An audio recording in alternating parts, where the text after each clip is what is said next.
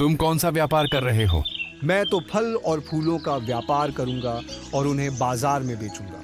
भाई तुम बताओ, तुम कौन सा व्यापार करोगे? मैं तो खेती करूंगा। यहाँ की जमीन इतनी उपजाऊ है कि खेती करने में बड़ा ही आनंद आएगा। ऐसी दुनिया, जिस दुनिया में रहने का ख्वाब हम सब के दिल में होता है, जहाँ मन हमेशा खुश रहे और हर तरफ सुख का माहौल हो, जहाँ हर एक चीज हमारे मन के हिसाब से रहे। यह दुनिया हमारी इस दुनिया में ही है, मगर वहाँ जाने का रास्ता कुछ अनोखा है। तो चलिए इस अनोखे रास्ते पर चल के जादुई दुनिया का रहस्य जानते हैं। सुनकर बहुत दुख हुआ कि आपके पिताजी इस दुनिया में नहीं रहे। आपके पिताजी सेठ गोवर्धन लाल एक ईमानदार और दूसरों की मदद करने वाले व्यक्ति थे। अपने वचन का हमेशा पालन करते थे। हमेशा दूसरों के सुख दुख को अपना सुख दुख मानते थे। बहुत भले इंसान थे वो। हाँ घनश्याम चाचा जी, आपकी बात एकदम सही है। मेरे पिताजी वाकई में अच्छे व्यक्तिमत्व के इंसान थे। वो मेरे आदर्श थे और मैं भी उनकी तरह सिद्धांतवादी बनने की कोशिश करता हूँ। रतन बेटा, तुम और उनमें कोई भेद नहीं। तुम भी उन्हीं की तरह अच्छे इंसान हो। तुम भी दूसरों की मदद करने के लिए हमेशा आगे रहते हो। रतन बेटा, हम लोगों को तुमसे एक बात कहनी है, पर कैसे कहे समझ में नहीं आ रहा। बेफिक्र होकर कहिए चाचा जी, आप क्या कहना चाहते हैं? मैं अवश्य आपकी बात सुनूंगा। रतन बेटा, हमारे जनजाति के लोग गांव-गांव भटकने वाले लोग थे। हमारा अपना कोई गांव नहीं था। एक वक्त था जो तुम्हारे पूर्वजों ने हमारे पूर्वजों की मदद की और अपनी ज़मीनों पर हमें रहने दिया। तभी हमारी जनजाति के लोग यहाँ इस गांव में रहने लगे। आपके पूर्वजों की तरह आपके पिताजी ने भी अपने वचन का पालन किया और हमें यहाँ रहने दिया। रतन बेटा, हम आपसे यही विनती करते हैं कि हमें यहाँ इस गांव में हमेशा रहने दिया जाए। बस यही कहना था बेटा। रतन बेटा, तुम और उनमें कोई भेद नहीं। तुम भी उन्हीं की तरह अच्छे आपको। चाचा, आप गांव वालों को मुझसे ये सब कहने की जरूरत नहीं है।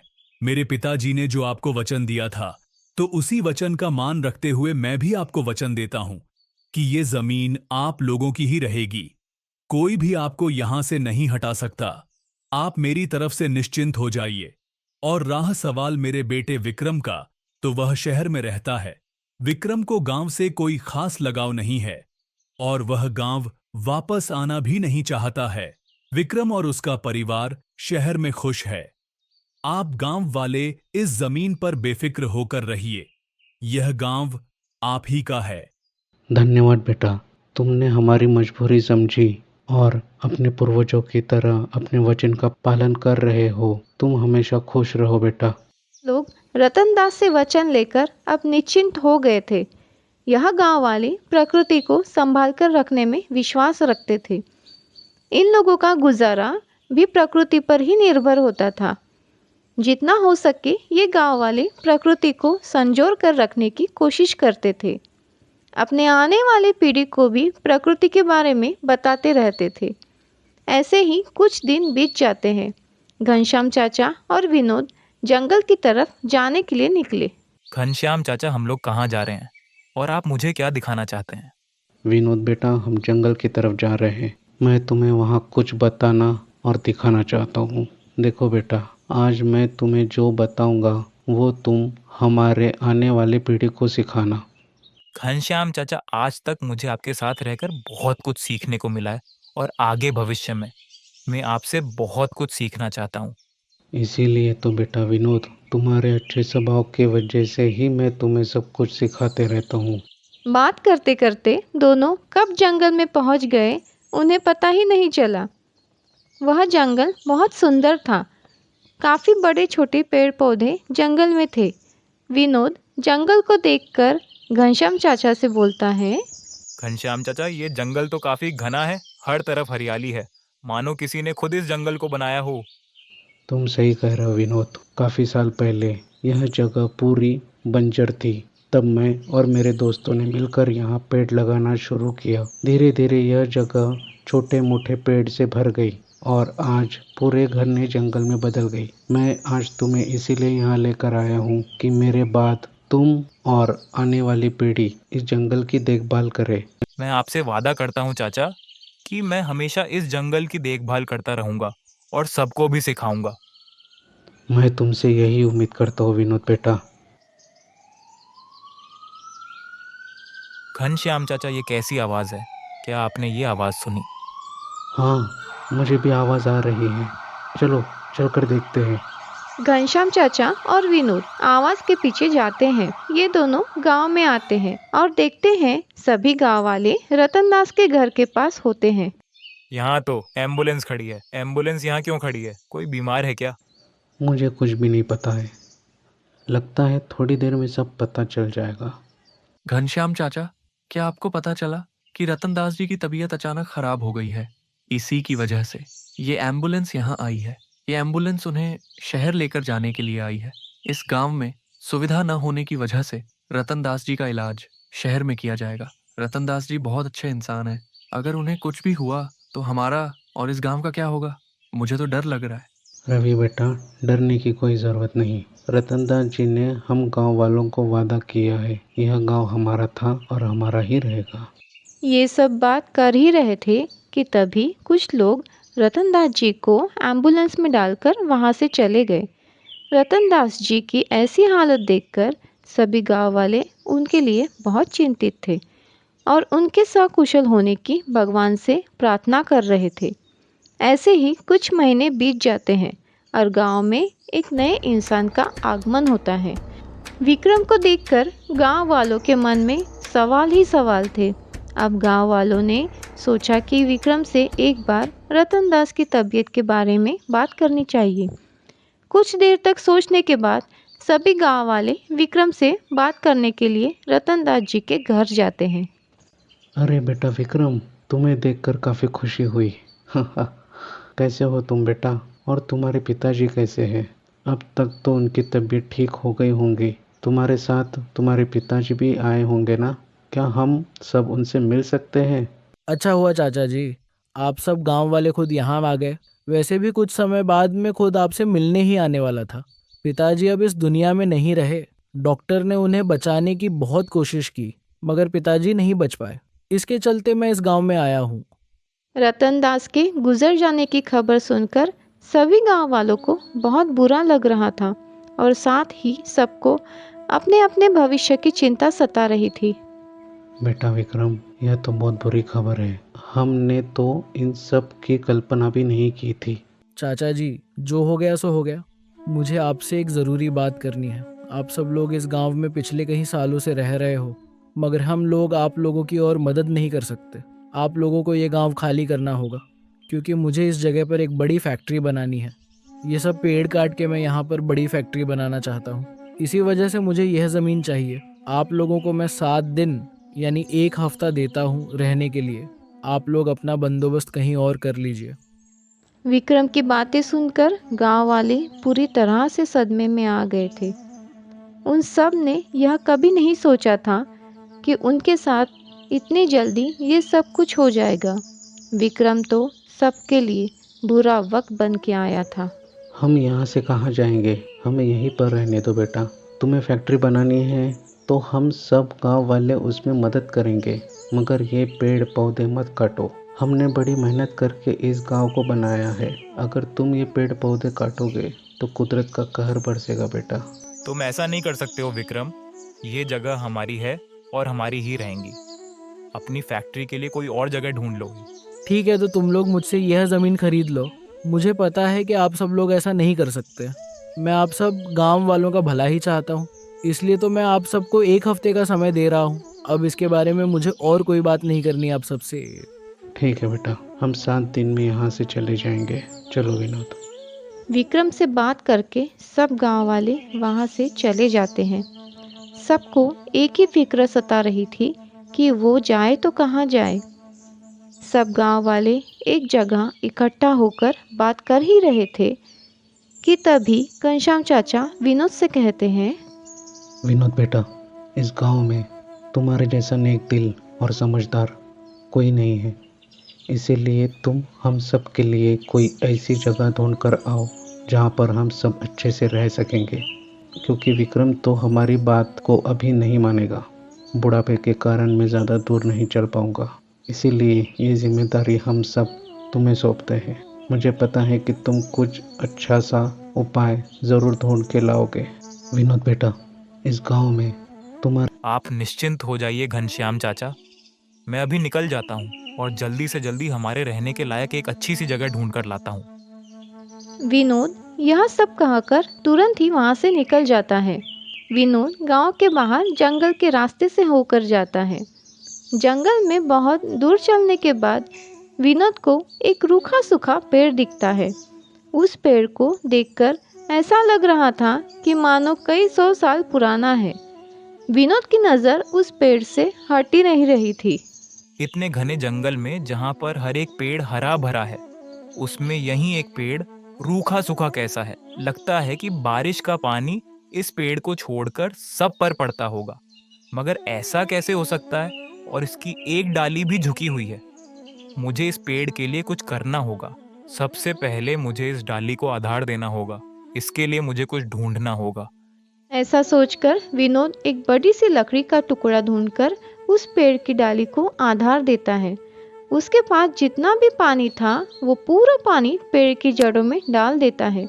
जैसे ही विनोद पानी डालता है, तुरंत ही वो पेड़ एक सुंदर युवक में बदल गया। वो युवक एक चमत्कारी देवता था। विनोद ये देखकर पूरी तरह से चौंक जाता है। आप कौन हैं और आप पेड़ से कैसे निकले और पेड़ कहाँ गायब हो गया? मुझसे डरो मत, मैं इस वन का वनदेव हूँ। मेरे घमंड के कारण एक वृक्ष ने मुझे पेड़ बनने का श्राप दिया था। उस श्राप के कारण मैं कई 100 सालों से यहाँ पेड़ बन के खड़ा हूँ। उनके श्राप की वजह से मुझ पर वर्षा का पानी भी नहीं पड़ता था, इसलिए मैं पूरी तरह से सूख चुका था। उन वृक्ष ने कहा था कि एक दिन एक भला व्यक्ति आएगा और मेरे ऊपर पानी डालेगा, तभी मैं अपने असली रूप में आऊँगा। और इतने सालों के इंतज़ार के बाद तुम यहाँ पर आए और मेरी मदद की। इस मदद की वजह से मैं तुम्हारा जितना भी आभार मानूं उतना कम है। आज तुमने मुझे इस श्राप से मुक्त किया है। मैं तुम्हें वचन देता हूँ कि तुम मुझसे जो भी मांगो वह मैं तुम्हें अवश्य दूंगा। मांगो, तुम क्या मांगना चाहते हो? अगर मेरी मजबूरी नहीं होती तो मैं आपसे कुछ भी नहीं मांगता, मगर एक चीज मुझे चाहिए। मैं तुम्हें सब कुछ दे सकता हूँ, तुम केवल अपनी इच्छा बताओ। मुझे मेरे लिए कुछ भी नहीं चाहिए, लेकिन मुझे उन सब लोगों के लिए चाहिए जो मेरे करीब है। हम लोगों को एक गांव चाहिए जिसमें वह सारी सुख सुविधाएं हो जो जीने के लिए चाहिए होता है। भरपूर पानी, भरपेट खाना, रहने के लिए पक्के घर, पेड़ पौधे, पर्यावरण, यह सब उस गांव में हो। क्या आप मुझे ऐसा गांव दे सकते हैं? हाँ, क्यों नहीं, मैं अवश्य तुम्हें ऐसी जगह रहने के लिए दूंगा। वन देवता ने एक बड़े से टीले के ऊपर एक पेड़ को प्रकट किया। वो पेड़ दिखने में साधारण पेड़ जैसा ही था, मगर पेड़ की बनावट पर मत जाइए, असली मजा तो अब शुरू होगा। पेड़, वनदेव, ये तो एक पेड़ है और वह भी एक टीले पर। हम सब गांव वाले इस पेड़ पर कैसे रहेंगे? आप मेरे साथ कोई मजाक तो नहीं कर रहे हो ना? नहीं, तुम जैसा समझ रहे हो वैसा नहीं है। यह एक चमत्कारी पेड़ है। पेड़ के भीतर एक जादुई दुनिया है। उस दुनिया में तुम्हें सारी सुविधाएं मिल जाएंगी। तुम जैसे ही पेड़ के भीतर जाओगे तो अपने आप ही तुम जादुई दुनिया में पहुंच जाओगे। तुम अपने साथ कई लोगों को वहां ले जा सकते हो। और पेड़ इस टीले पर इसीलिए है ताकि किसी भी प्रकार की प्राकृतिक आपदा जैसे कि बाढ़, बारिश, सूखा या अन्य कोई भी कारणों से इस पेड़ को नुकसान ना हो। तुम्हें बस इस पेड़ के तले को हाथ लगाना है और जादुई दुनिया का द्वार खुल जाएगा। मेरा आशीर्वाद हमेशा तुम्हारे साथ रहेगा। शुक्रिया वनदेव, आपने मेरी मदद करके मुझ पर बहुत बड़ा उपकार किया है। मैं आपका हमेशा ऋणी रहूंगा। विनोद के ऐसा कहने के बाद वन देवता वहाँ से गायब हो गए। पेड़ के पास जाते ही विनोद ने पेड़ के तने को हाथ लगाया और तुरंत ही जादुई दुनिया का द्वार खुल गया। विनोद द्वार के अंदर जाता है। अंदर जाते ही विनोद पूरी तरह से हैरान हो जाता है। जादुई दुनिया किसी स्वर्ग से कम नहीं थी। वहाँ चारों तरफ हरियाली ही हरियाली थी। पेड़ों पर रंगीन फल फूल लगे थे। बड़े बड़े झरने, नदियाँ और नदियों में काफ़ी सारी मछलियाँ थी। रहने के लिए कई सारे सुंदर मकान, बाग, बगीचे, इस दुनिया में ये सब कुछ था। विनोद को यह सब देखकर उसकी खुद की आंखों पर विश्वास नहीं हो रहा था। विनोद तो इतना खुश था कि मानो वह स्वर्ग में आया हो। मुझे तो इस पर यकीन ही नहीं हो रहा है। भला ऐसी भी दुनिया होती है क्या कहीं? वन देवता ने तो सच में मुझ पर बहुत बड़ा उपकार किया है। मैं अभी गांव में जाकर सबको ये खुशखबरी सुनाता हूँ। सबके रहने का तो बहुत अच्छा इंतजाम हो गया। विनोद खुशी खुशी गांव की तरफ जाने के लिए निकला। कुछ समय बाद विनोद गांव में पहुंच जाता है और सब गांव वालों को इकट्ठा करके यह खबर सुनाता है। विनोद की बातें सुनकर किसी को भी यकीन नहीं हो रहा था कि ऐसी भी एक दुनिया है।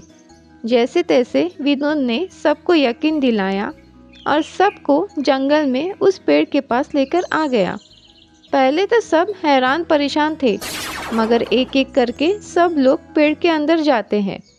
पेड़ के अंदर जाते ही लोगों की खुशी का तो कोई ठिकाना ही नहीं रहा। सब लोगों ने विनोद को धन्यवाद किया और तभी से ही वहाँ पर रहना शुरू कर दिया। तुमने तो कमाल ही कर दिया विनोद। तुम तो हम सब के लिए भगवान के रूप बनकर आए हो। अगर हम दूसरों की मदद करते हैं तो कहीं ना कहीं हमारी मदद ऊपर वाला कर ही देता है। आज तुम्हारी वजह से हम सबको नया घर मिल जाएगा विनोद। और अच्छी बात तो ये है कि इस घर से हमें कोई नहीं निकल पाएगा। यह जगह अब से हमारी ही होगी। इस खूबसूरत दुनिया में आकर सब गांव वाले बहुत खुश थे। सब लोगों को मन ही मन राहत महसूस हो रही थी कि आखिर उन्हें गांव-गांव नहीं भटकना पड़ेगा। अब उनके पास भी उनकी अपनी ज़मीन थी। इस जादुई दुनिया में उन्हें वो हर तरह की चीज़ें उपलब्ध थी जो इंसानों को रोज़मर्रा की ज़िंदगी में काम आए। किसी ने फलों का व्यापार शुरू किया, किसी ने लकड़ियों का व्यापार किया तो किसी ने कपड़ों का व्यापार किया। बहुत से लोगों ने वहाँ की ज़मीन बहुत उपजाऊ होने के कारण खेती को ही ज़्यादा महत्व दिया। गांव वालों की तकलीफ़ें अब पूरी तरह से खत्म हो चुकी थी।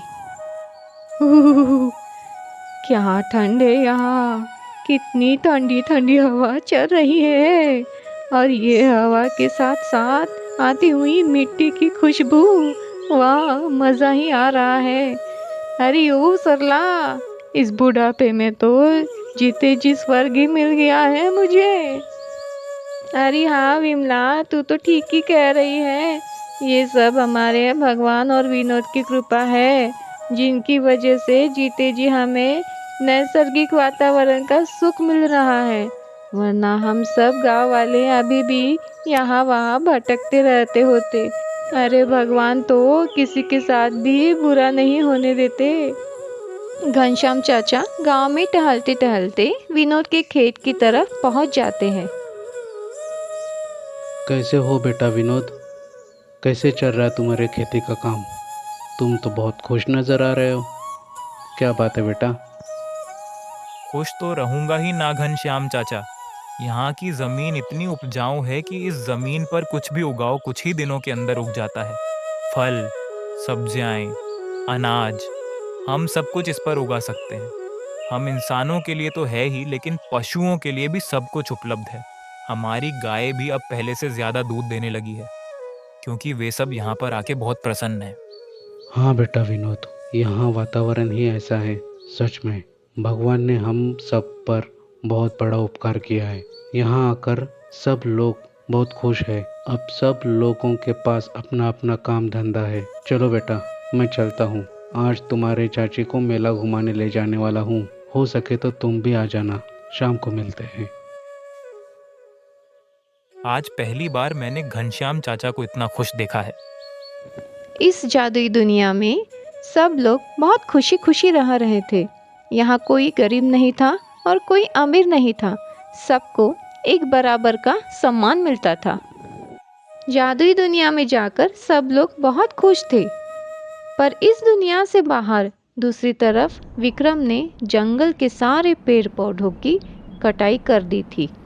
वह जमीन पूरी तरह से सूखा मैदान बन चुकी थी।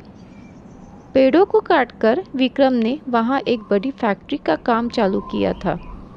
फैक्ट्री का काम पूरा होते ही विक्रम का काफ़ी पैसा बर्बाद हो चुका था। जंगल ना होने की वजह से उस जगह पर हर तरफ सूखा पड़ा हुआ था। सूखे की वजह से वहाँ कोई सुविधा भी नहीं थी। खाना पीना और काफ़ी सारी चीज़ें विक्रम को शहर से मंगवानी पड़ती थी। इसी वजह से विक्रम धीरे धीरे बर्बाद हो रहा था। विक्रम सेठ, इस सूखे बंजर जमीन पर हम लोग फैक्ट्री में काम नहीं कर सकते। हम सब लोग काम छोड़कर यहाँ से जा रहे हैं। हमारे लिए यहाँ कोई भी सुविधा नहीं है। ऐसा मत कहो, ये फैक्ट्री मेरा सपना है। मैं ये फैक्ट्री बंद नहीं कर सकता। आप सब लोग ऐसे काम छोड़कर नहीं जा सकते हो। ऐसे से तो मैं बर्बाद हो जाऊंगा। कोई दूसरे लोग भी इस जगह पर काम करने के लिए तैयार नहीं है। मैं आपसे विनती करता हूँ कि आप सब लोग रुक जाएं। विक्रम सेठ, हम तो जा रहे हैं, बाकी आप देख लो कि क्या करना है। किसी ने भी विक्रम की बात नहीं सुनी और सब काम करने वाले लोग वहाँ से चले गए। अब विक्रम और उसकी पत्नी उस गांव में अकेले ही बचे थे। विक्रम पूरी तरह से बर्बाद हो चुका था। अब विक्रम के पास वहाँ ज़मीन और घर के अलावा और कुछ भी नहीं था। कुछ दिन बीत गए। कुछ दिन बीत जाने के बाद वहाँ बारिश होने लगी। बारिश इतनी बढ़ गई थी कि अचानक से वहाँ बाढ़ आ गई। अब बाढ़ में विक्रम का घर और ज़मीन पूरी तरह से डूब गए थे। जैसे तैसे विक्रम और उसकी पत्नी अपनी जान बचाकर जंगल की तरफ आ गए। यहाँ पर तो कहीं पर भी रुकने लायक कोई भी जगह नहीं बची है। अब हम लोग क्या करें? मुझे वहाँ पर रुकने लायक एक पेड़ दिख रहा है। हम लोग कुछ देर तक वहाँ रुक सकते हैं। ऐसा कहकर दोनों वहाँ पर जाते हैं। पेड़ के पास पहुँचते ही विक्रम का हाथ गलती से पेड़ के तने को लग जाता है और जादुई दुनिया का द्वार खुल जाता है। द्वार खुलते ही विक्रम और शालिनी उसके अंदर जाते हैं। अंदर जाते ही दोनों पूरी तरह से चौंक जाते हैं। ये कौन सी जगह है? बाहर तो हर तरफ पानी भरा हुआ है और यहाँ पर बाढ़ का नामो निशान तक नहीं है। ये कैसा जादू है? विक्रम यहाँ बोल ही रहा था कि तब वहाँ पर घनश्याम चाचा और विनोद आ जाते हैं। तुम दोनों यहाँ कैसे आए? अभी के अभी तुम दोनों हमारी इस जगह से निकल जाओ। हम लोगों को तुमने ऐसा ही निकाला था, याद है तुम्हें?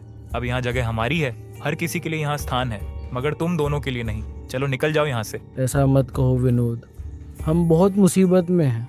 हमारी मदद करो सी। ये तो तुम्हारे साथ होना ही था।